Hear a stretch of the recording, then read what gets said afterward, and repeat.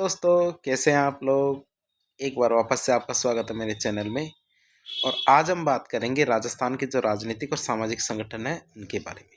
ये हमारे RS mains के लिए और प्री के लिए काफ़ी इम्पोर्टेंट टॉपिक है। और ये अन्य परीक्षाएं हैं जैसे हमारे पटवार, सेट और टीचर, लेक्चरर, इनके लिए भी काफ़ी ज़्यादा उपयोगी टॉपिक है। कौन सा है? राजस्थान के जो राजनीतिक और सामाजिक संगठन है उनके बारे में हम आज पढ़ेंगे, अर्थात जो पॉलिटिकल और सोशल ऑर्गेनाइजेशन है राजस्थान के, उनके बारे में पढ़ेंगे। सबसे पहले हम बात करेंगे किसके बारे में? आर्य समाज के बारे में। फिर हमारे देश हितैषणी सभा, राजपूत हितकारिणी सभा, वीर भारत सभा, हिंदी साहित्य समिति, प्रताप सभा, राजपूताना मध्य भारत सभा। यदि आपको याद हो राजपूताना मध्य भारत सभा, तो पिछले वाले लेक्चर्स के अंदर हमने देखा था इसका अध्यक्ष किसे बनाया गया था। इसका अध्यक्ष राम नारायण चौधरी को बनाया गया था। जो हमारे राजस्थान सेवा संघ है,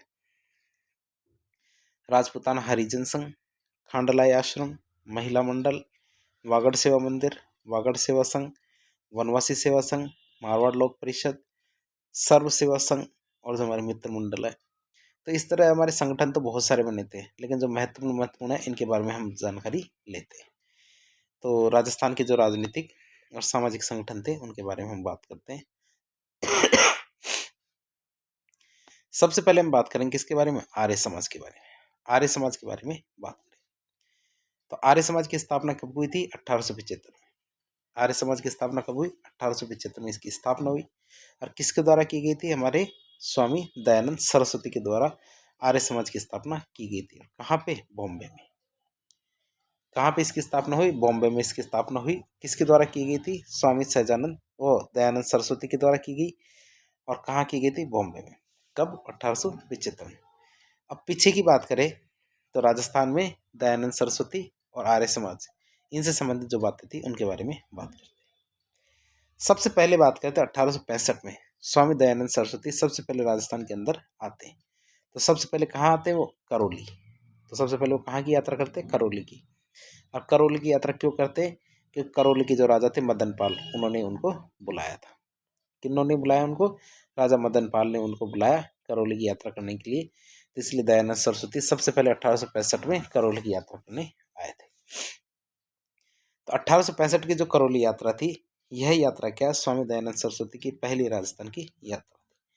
और उस समय राजा कौन थे? हमारे मदन पाल। फिर उसके बाद की बात करें दूसरी, तो 1881 में स्वामी दयानंद सरस्वती ने भरतपुर की यात्रा की थी।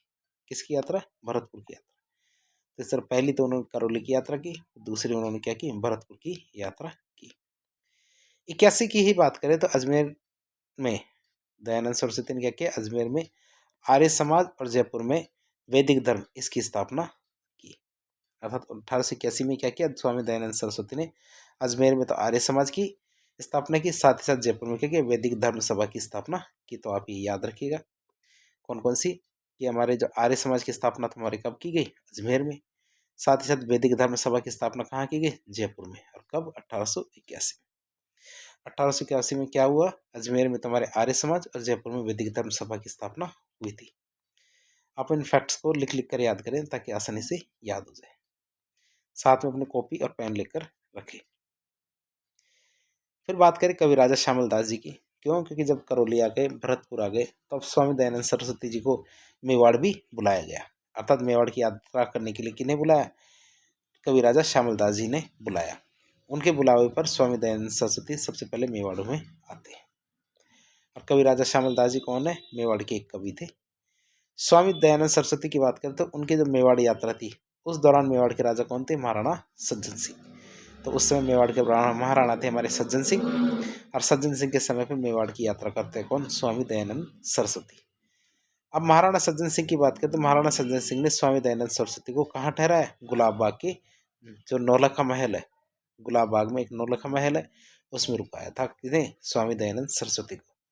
अरे कहाँ? उदयपुर में गुलाब बाग है। गुलाब बाग कहाँ है? उदयपुर में।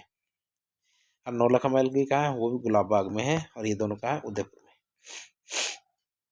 अब बात करें तो हमें स्वामी दयानंद सरस्वती के बारे में ही कुछ बातें और जानते हैं कि जैसे जो गुलाब बाग के अंदर रहे थे कुछ स्वामी दयानंद सरस्वती, तो वहीं पे उन्होंने सत्यार्थ प्रकाश का दूसरा संस्करण लिखा था। अर्थात पार्ट 2 कहाँ लिखा था उन्होंने? जो नौलखा महल था गुलाब बाग का, वहीं बैठकर उन्होंने सत्यार्थ प्रकाश का दूसरा संस्करण लिखा था। और सत्यार्थ प्रकाश क्या थी? स्वामी दयानंद सरस्वती की लिखी गई किताब क्या थी? सत्यार्थ प्रकाश। तो हम इसे याद रखेंगे। दूसरा संस्करण कहाँ लिखा गया? गुलाब बाग के नौलखा महल में। फिर बात करें कि स्वामी दयानंद सरस्वती आए मेवाड़ के अंदर और कोई परोपकार की बात ना करें, ये तो हो ही नहीं सकता। तो उन्होंने क्या किया? परोपकारिणी सभा का गठन करवाया। अब 1883 में स्वामी दयानंद सरस्वती ने क्या किया? उदयपुर में परोपकारिणी सभा की स्थापना की। किसकी स्थापना की? परोपकारिणी सभा की, कि दूसरों पर उपकार होना चाहिए। तो इसकी स्थापना कब की गई? 1883 में। दयानंद सरस्वती ने क्या किया? महाराणा सज्जन सिंह को परोपकारिणी सभा का सभापति बना दिया। महाराणा सज्जन सिंह को क्या किया गया? परोपकारिणी सभा का सभापति बनाया गया। किसके कहने पे? दयानंद सरस्वती के कहने पे। बाद में परोपकारिणी सभा को अजमेर ट्रांसफर कर दिया गया। क्या कर दिया गया? परोपकारिणी सभा को कहाँ ट्रांसफर कर दिया गया? अजमेर में ट्रांसफर कर दिया गया। शुरू में ये कहाँ थी? मेवाड़ के अंदर। फिर बात करते हैं वैदिक यंत्रालय की। वैदिक यंत्रालय की बात करें तो ये RS 2021 के अंदर प्री के अंदर पूछा गया था एक सवाल कि वैदिक यंत्रालय राजस्थान में कहाँ स्थापित किया गया था। वैदिक यंत्रालय था क्या? वैसे वैदिक यंत्रालय थी प्रिंटिंग प्रेस। वैदिक यंत्रालय अर्थात क्या होती थी? Printing press. इसकी स्थापना कहाँ की गई थी? अजमेर में। कहाँ की गई थी? अजमेर में इसकी स्थापना की गई थी। तो वैदिक यंत्रालय की स्थापना कहाँ की गई थी? हमारे अजमेर में। और वैदिक यंत्रालय क्या था? एक तरह की प्रिंटिंग प्रेस थी। अब यहाँ पे क्या होता था? दयानंद सरस्वती की जो पुस्तक है सत्यार्थ प्रकाश, इसका दूसरा संस्करण अजमेर में जो वैदिक यंत्रालय प्रिंटिंग प्रेस है उसी में छपा था। कहाँ छपा? कि जो अजमेर की जो वैदिक यंत्रालय प्रिंटिंग प्रेस थी, तो इस प्रिंटिंग प्रेस में दूसरा संस्करण था वो छापा गया था। अब दयानंद सरस्वती के बारे में थोड़ी बहुत व्यक्तिगत जानकारी ले लेते हैं। इनके बारे में दयानंद सरस्वती की व्यक्तिगत जानकारी ले लेते हैं। सबसे पहले बात करें तो मारवाड़ के जो प्रधानमंत्री है, मारवाड़ के प्रधानमंत्री थे सर प्रताप। कौन? मारवाड़ के प्रधानमंत्री थे सर प्रताप। उनके बुलाने पर स्वामी दयानंद सरस्वती जोधपुर जाते। अब क्या, पहले तो वो करौली गए, फिर भरतपुर गए, मेवाड़ गए, तो जोधपुर कैसे पीछे रह सकता था। तो मारवाड़ के प्रधानमंत्री थे सर प्रताप, तो उनके कहने पे क्या है, दयानंद सरस्वती कहाँ जाते हैं? जोधपुर आ जाते हैं। अब उस समय की बात करें तो मारवाड़ का राजा कौन था उस समय? जसवंत सिंह द्वितीय। कौन था उस समय का राजा? जसवंत सिंह द्वितीय। और राजा जसवंत सिंह द्वितीय, जसवंत सिंह क्या था? प्रधानमंत्री सर प्रताप का बड़ा भाई था। प्रधानमंत्री जो सर प्रताप था ना, उसका बड़ा भाई कौन था? जसवंत सिंह द्वितीय। तो ये दोनों भाई थे। और सर प्रताप के कहने पर क्या था कि दयानंद सरस्वती जोधपुर आए थे। अब जोधपुर के महाराजा थे जसवंत सिंह द्वितीय और उनके मंत्री थे राव राजा तेज सिंह। ये क्या थे? बहुत ज्यादा स्वामी दयानंद सरस्वती से प्रभावित थे। क्या थे? स्वामी दयानंद सरस्वती से ये दोनों बहुत ज्यादा प्रभावित थे। कौन कौन? जसवंत सिंह द्वितीय और उनके मंत्री राव राजा तेज सिंह। अब जसवंत सिंह द्वितीय की बात करें तो ये क्या, थोड़ा सा आशिक मिजाज थे अर्थात रसिक प्रिय थे। और बताएं तो महाराजा जसवंत सिंह द्वितीय की प्रेमिका थी नन्ही जान। क्या? नन्ही जान। तो जो भी नहीं, नन्ही जान क्या करती थी, जसवंत सिंह द्वितीय के जितने भी फैसले होते थे उनमें क्या है, इंटरफेयर करना शुरू कर देती थी। अर्थात जितने फैसले होते थे, नन्ही जान उनके अंदर जो जितने भी फैसले होते थे उनको प्रभावित करने का प्रयास करती थी। तो दयानंद सरस्वती ने उन्हें कहा, जसवंत सिंह द्वितीय, क्योंकि आप महाराजा हैं, आपको किसी महिला के कहने पर अपने जो निर्णय होते हैं उनको प्रभावित नहीं करना चाहिए। तो नन्ही जान इससे नाराज हो जाती है और क्या करती है नन्ही जान? स्वामी दयानंद सरस्वती को जहर दे देती है। नन्ही जान क्या करती है? स्वामी दयानंद सरस्वती को जहर दे देती है। अब 30 अक्टूबर 1883 की बात करें, दिन दीपावली का दिन था। अजमेर में क्या हुआ? दयानंद सरस्वती की मृत्यु हो जाती है। बीमार अवस्था में अजमेर लाया जाता है दयानंद सरस्वती को, और 30 अक्टूबर 1883 को दयानंद सरस्वती जी की मृत्यु हो जाती है। तो हमने इनके बारे में देख लिया। अब राजस्थान की बात करें तो राजस्थान में आर्य समाज किस तरह प्रभावित था, तो उनके कार्यकर्ता कौन कौन थे, इनके बारे में बात करें तो इनके कार्यकर्ता कौन कौन थे। मेवाड़ में तो हमारे विष्णु पंड्या कार्य कर रहे थे आर्य समाज के कार्यकर्ता के रूप में। अलवर में हमारे वासुदेव खंडेलवाल। भरतपुर में हमारे जुगल किशोर चतुर्वेदी, मास्टर आदित्येंद्र। अजमेर में हमारे दो भाई थे, चांदकरण सारदार, हरविलास सारदा। जयपुर में हमारे कल्याण सिंह, श्यामलाल। जयपुर में कौन थे? कल्याण सिंह और श्यामलाल। अब बात करें कल्याण सिंह और श्यामलाल की, तो इन्होंने हिंदी राजभाषा आंदोलन भी चलाया था। और ये तो आपको पता होगा हिंदी राजभाषा आंदोलन क्या था। इसमें ये तय किया गया था कि राजस्थान के अंदर जो राजकाज की भाषा है इसको हिंदी के रूप में अपनाया जाए। तो जयपुर के अंदर तो इसको स्वीकार कर लिया गया था कि राजकाज की भाषा को हिंदी में शुरू करना कार्य करना शुरू कर दिया गया था। और ये आंदोलन किसने चलाया था? कल्याण सिंह और श्यामलाल ने। तो हमने देख लिया भरतपुर से कौन थे? जुगल किशोर चतुर्वेदी और मास्टर आदित्येंद्र। ये एक बार परीक्षा में पूछा गया था। अब हम क्यों पढ़ रहे हैं ये, अर्थात जो आर्य समाज है ये हमारे राजस्थान के लिए इतना इम्पोर्टेंट क्यों था? क्योंकि सबसे पहली बात करें आर्य समाज की, तो आर्य समाज की वजह से राजस्थान में सामाजिक कुरीतियां थी इनमें कमी आनी शुरू हो गई थी। राजस्थान में जो सामाजिक कुरीतियां फैली हुई थी, ये सामाजिक कुरीतियां तो आर्य समाज आने के कारण क्या होती? कम होना शुरू हो जाती है। 1885 में सर प्रताप ने क्या किया? जोधपुर में बाल विवाह प्रतिरोधक अधिनियम ये पारित कर दिया। कब? 1885 में। और ये किसके प्रभाव में आकर? हमारे दयानंद सरस्वती जी के प्रभाव में आकर क्या है, उन्होंने बाल विवाह प्रतिरोधक अधिनियम पारित कर दिया, जो एक प्रकार का सामाजिक सुधार था। स्वामी दयानंद सरस्वती के प्रभाव के कारण क्या था? राजस्थान के जो राजा थे जनता के प्रति उदार हो जाते। क्या होते हैं? जनता के प्रति उदार हो जाते हैं, अर्थात उनकी जो समस्याएं थी उनको सुनना वो शुरू कर देते। आर्य समाज ने क्या शिक्षण संस्थाओं की स्थापना की, जिससे राजस्थान में क्या शिक्षा को बढ़ावा मिला। आर्य समाज ने क्या किया? शिक्षण संस्थाओं की स्थापना की, जिससे राजस्थान में शिक्षा को बढ़ावा मिला। आर्य समाज ने महिलाओं से संबंधित जितनी कुरीतियां थी को दूर करने का प्रयास किया, जिससे क्या हुआ? महिला सशक्तिकरण को बढ़ावा मिला। और महिलाओं ने भी क्या किया? बढ़ चढ़ कर भाग लिया किसमें? राष्ट्रीय आंदोलन में। और ये किसके प्रभाव में आकर किया उन्होंने? ये आर्य समाज के प्रभाव में आकर किया। अब कौन कौन थी? जैसे हमारे चांद शारदा की पत्नी थी सुक्ता देवी, ये भी आगे बढ़कर राष्ट्रीय आंदोलन में भाग लेती है। आर्य समाज की बात करें तो आर्य समाज के कारण क्या है? राजस्थान में राजनीतिक चेतना का भी संचार होता है। किसका? राजनीतिक चेतना का संचार होता है। किसके कारण? आर्य समाज के कारण। आर्य समाज ने क्या किया? पुस्तकों और समाचार पत्रों का प्रकाशन किया।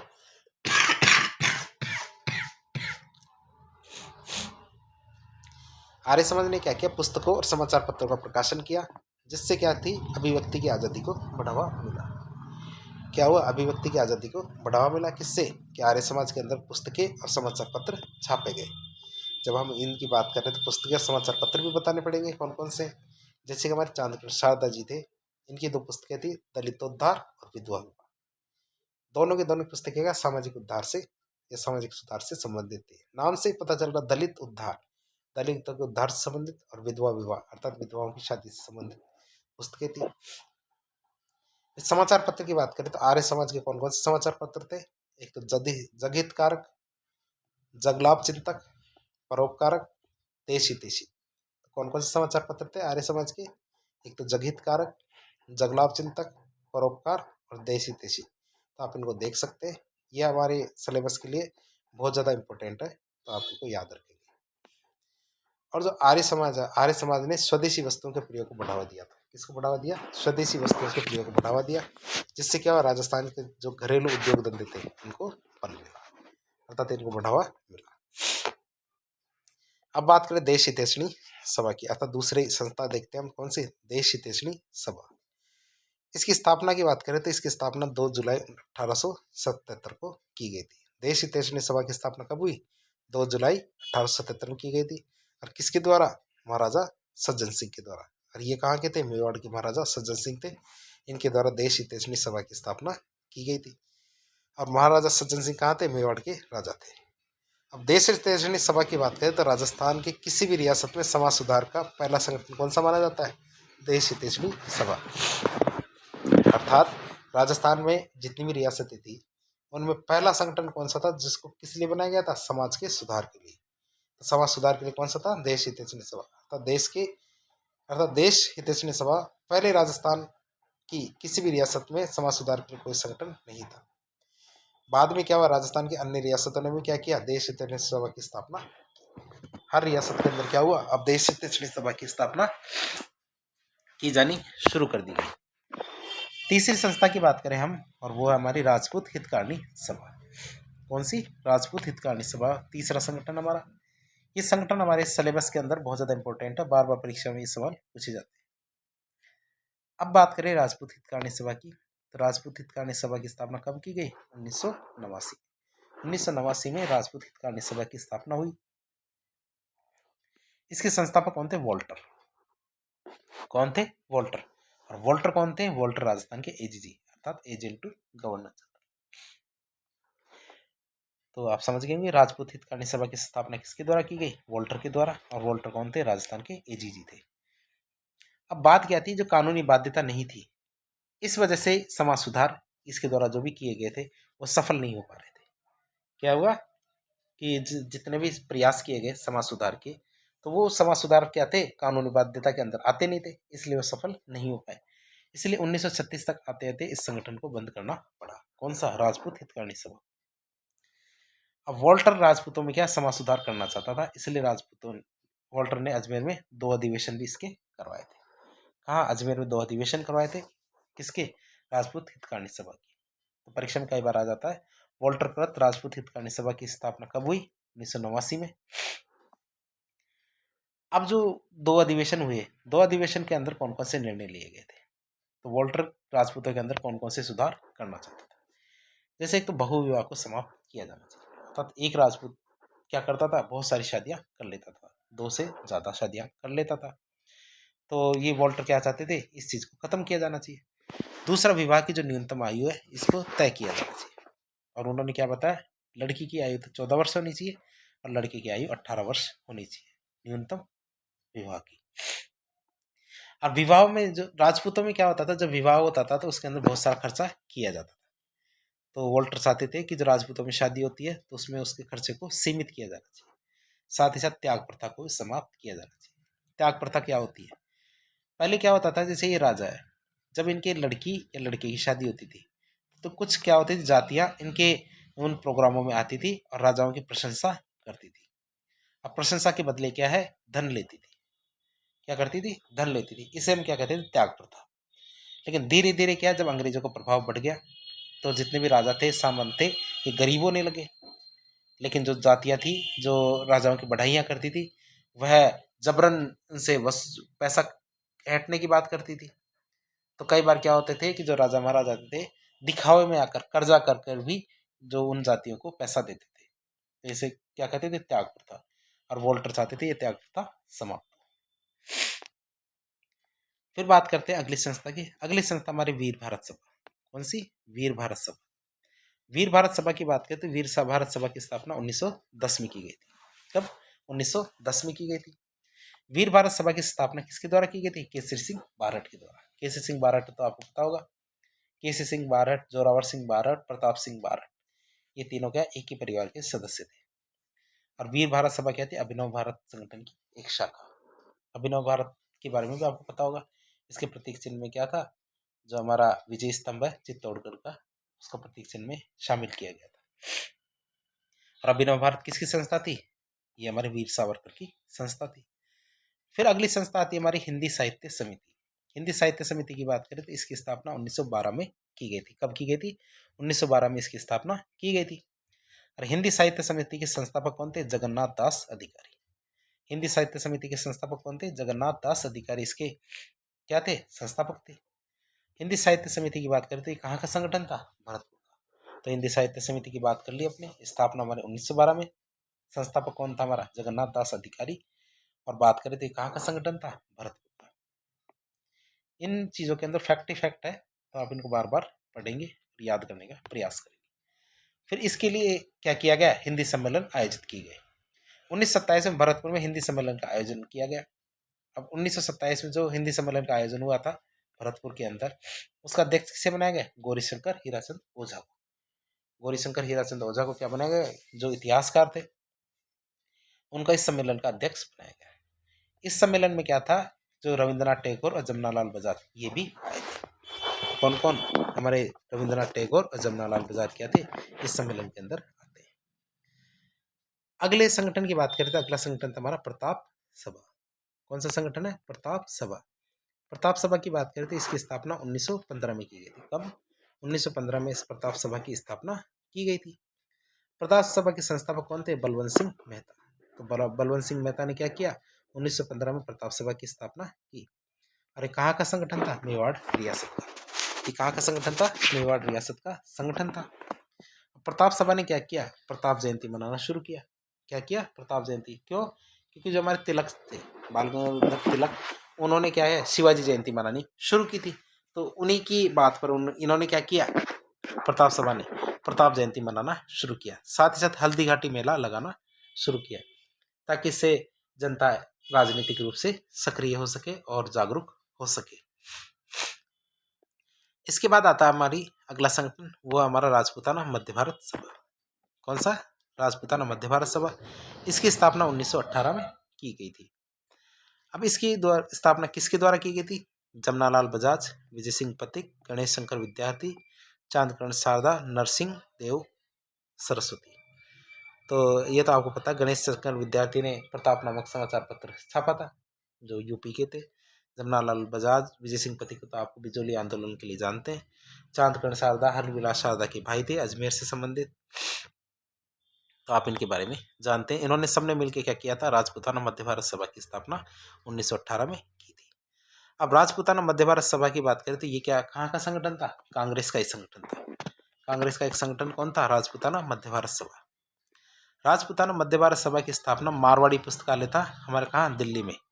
वहाँ पे, ये कहाँ पे, चांदनी चौक, दिल्ली में चांदनी चौक नाम की एक जगह है, वहाँ पे एक मारवाड़ी पुस्तकालय, वहाँ पे राजपूताना मध्य भारत सभा की स्थापना की जाती है। और मुख्यालय किसे बनाया जाता है, मुख्यालय अजमेर को बनाया जाता है। किसका, राजपूताना मध्य भारत सभा। अब राजपूताना मध्य भारत सभा के उद्देश्य क्या थे, आखिर इसको बनाने की क्या जरूरत थी, तो हम इसके उद्देश्य देखते हैं। ये क्या चाहते थे कि रियासत में राजनीतिक चेतना का संचार करना चाहता था। ये क्या चाहता था, रियासत में राजनीतिक चेतना का संचार करना चाहता था। रियासतों में उत्तरदायी शासन की स्थापना करना चाहता था। साथ ही साथ रियासतों में कांग्रेस के सदस्य बनाना चाहता था, क्योंकि राजस्थान में कांग्रेस इतनी सक्रिय नहीं थी। तो राजपूताना मध्य भारत सभा क्या चाहती थी, राजस्थान में भी कांग्रेस का वोट बैंक और जो प्रसार है हो। अब बात करें राजपूताना मध्य भारत सभा के अधिवेशनों की, तो राजपूताना मध्य भारत सभा के अधिवेशन की बात करें तो इसका जो अधिवेशन है 1918 में दिल्ली में आयोजित हुआ था।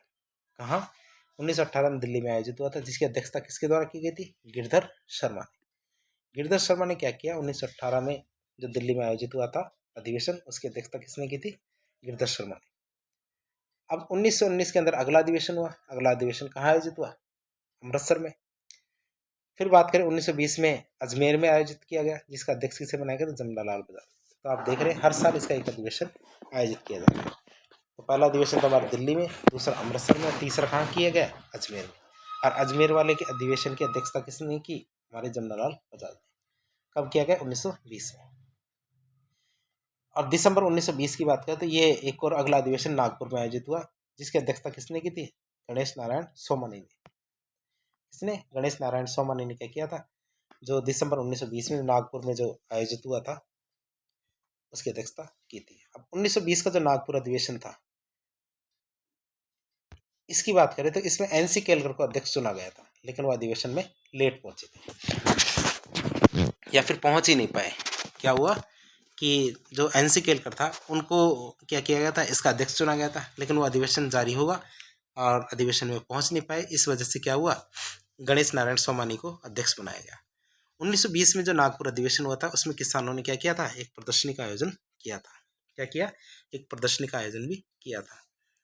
1920 के जो नागपुर अधिवेशन में राजपूताना मध्य भारत सभा को कांग्रेस का सहयोगी संगठन घोषित कर दिया गया था।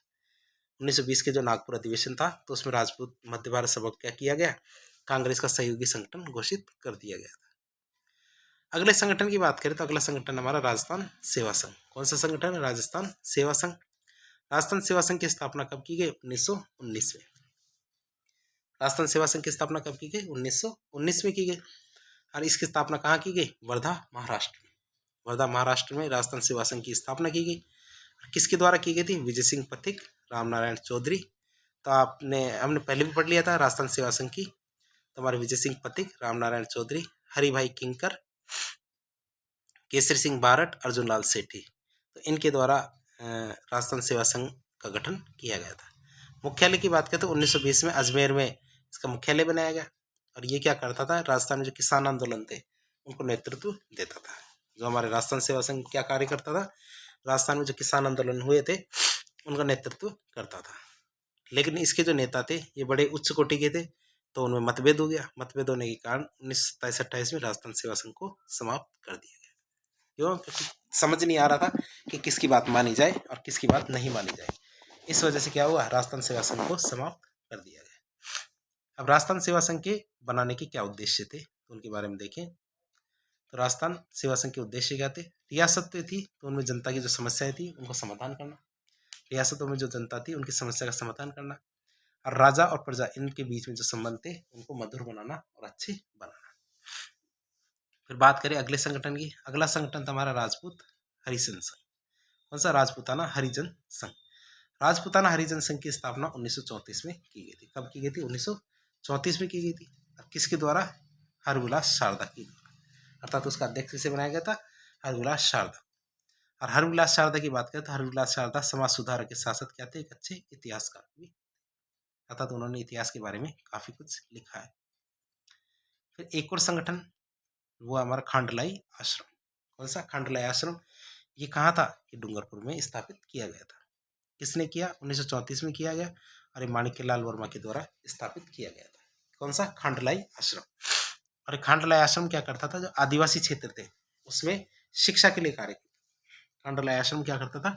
आदिवासी क्षेत्रों के अंदर शिक्षा के लिए कार्य करता था। अगला संगठन हमारे है महिला मंडल। महिला मंडल की बात करें तो महिला मंडल की स्थापना 1935 में की गई थी और इसका संस्थापक कौन था? दयाशंकर श्रोत्रिय। दयाशंकर श्रोत्रिय क्या था? महिला मंडल के संस्थापक थे। और ये कहाँ का संगठन था? ये उदयपुर का संगठन था। कहाँ का? उदयपुर का संगठन था। फिर आता हमारा वागड़ सेवा मंदिर। इसकी स्थापना कब की गई? 1935 में की गई थी। वागड़ सेवा मंदिर की स्थापना कब हुई? 1935 में। वागड़ सेवा मंदिर की स्थापना किसके द्वारा की गई थी? भोगीलाल पंड्या और गौरीशंकर उपाध्याय। किसके द्वारा की गई थी? भोगीलाल पंड्या और गौरीशंकर उपाध्याय, इन दोनों के द्वारा क्या की गई? वागड़ सेवा मंदिर की स्थापना की गई थी।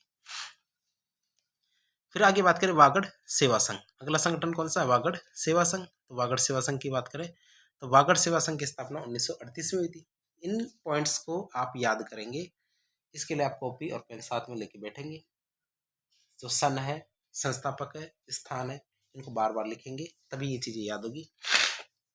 वीडियो को आप बार बार देखें ताकि आपको ये चीजें याद हो सके। आपको जो वागड़ सेवा संघ है इसके संस्थापक कौन थे? भोगीलाल पंड्या। और वागड़ सेवा संघ की बात करें तो इन्होंने क्या किया था? भारत छोड़ो आंदोलन में भी भाग लिया था। अगला संगठन आता हमारे वनवासी सेवा संघ। कौन सा संगठन है? वनवासी सेवा संघ। इसकी स्थापना की बात करते हैं, इसकी स्थापना 1940 में थी। कब हुई थी? 1940 में इसकी स्थापना हुई। और वनवासी सेवा संघ की स्थापना किसके द्वारा की गई थी? भोगीलाल पंड्या, भूरेलाल बया और मान सिंह। किसके द्वारा की गई थी? भोगीलाल पंड्या, भूरेलाल बया और मान सिंह के द्वारा इसकी स्थापना की गई थी। अब ये क्या करता था? वनवासी सेवा संघ ये वनवासी जितने आदिवासी क्षेत्र हैं उनमें विद्यालय, पुस्तकालय और छात्रावास इनकी स्थापना करवाता था। क्या करवाता था? विद्यालय, पुस्तकालय और छात्रावास इनकी स्थापना करवाता था। कौन? वनवासी सेवा संघ। अगला संगठन कौन सा हमारा? मारवाड़ लोक परिषद।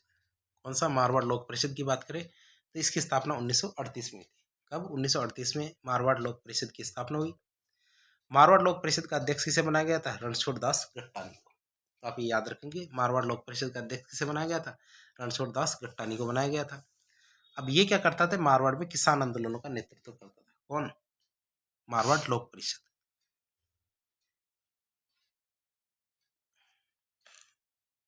बाद में क्या हुआ? किसानों ने मारवाड़ लोक परिषद को से अलग होकर क्या बनाया गया? मारवाड़ किसान सभा का गठन कर दिया। और मारवाड़ किसान सभा के संस्थापक कौन थे? बलदेव राम मिर्धा। इन्होंने क्या किया था? जो मारवाड़ लोक परिषद ये किसानों के जो आंदोलन थे उनको सपोर्ट करती थी, लेकिन उन्होंने क्या किया? बलदेव राम मिर्धा ने अलग से किसानों के लिए एक संगठन बनाया जिसे कहते थे मारवाड़ किसान सभा। और मारवाड़ किसान सभा का पहला अध्यक्ष किसे बनाया गया था? मंगल सिंह कच्छावा को। तो मंगल सिंह कच्छावा क्या बनाया गया? मारवाड़ किसान सभा का पहला अध्यक्ष बनाया गया। फिर आता सर्व सेवा संघ। कौन सा? सर्व सेवा संघ की बात करें तो ये जयपुर में इसकी स्थापना की गई थी। किसके द्वारा? सिद्धराज डड्डा के द्वारा। तो सिद्धराज डड्डा ने कहा किया? जयपुर के अंदर सर्व सेवा संघ की स्थापना की। अगला संगठन हमारा मित्र मंडल। मित्र मंडल की बात करें तो मित्र मंडल के संस्थापक कौन थे? साधु सीताराम दास। और ये क्या था? हमारे बिजोलिया का संगठन था। तो आज हमने राजस्थान के जो सामाजिक और राजनीतिक संगठन थे उनके बारे में थोड़ी जानकारी लेने की कोशिश की। तो इस प्रकार के जो इन्फॉर्मेटिव वीडियोज़ है, यदि आप इनको बार-बार लिख के याद करेंगे तभी ये याद हो पाएँगे। एक बार में किसी को भी याद नहीं होते हैं ऐसे। आपको ये थोड़ा अजीब लगेगा कि ये याद क्यों नहीं होते? जब तक आप इनको बार-बार रीराइट नहीं करेंगे, बार-बार याद करने का प्रयास नहीं करेंगे, तब तक आपको ये याद नहीं हो पाएँगे। तो इस प्रकार की इन्फॉर्मेटिव वीडियोज़ देखने के लिए हमारे चैनल से जुड़ें। वीडियो यदि पसंद आता है तो वीडियो को लाइक करें, चैनल को सब्सक्राइब करें, अपने दोस्तों के साथ शेयर करें, ताकि इस प्रकार की जो इन्फॉर्मेटिव जानकारियाँ हैं, ये सभी तक पहुँच सके।